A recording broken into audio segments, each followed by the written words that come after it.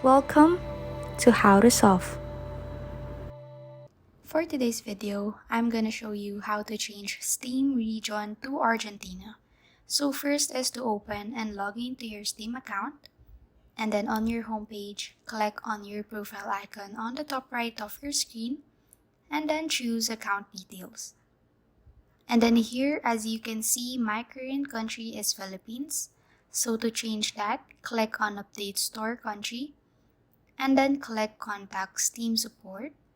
Then click this again to continue. A window will pop up with a list of available countries or regions. Let's choose Argentina. And in the provided box, you will provide additional details to your request. And lastly is you can also attach files to provide a valid address within that region.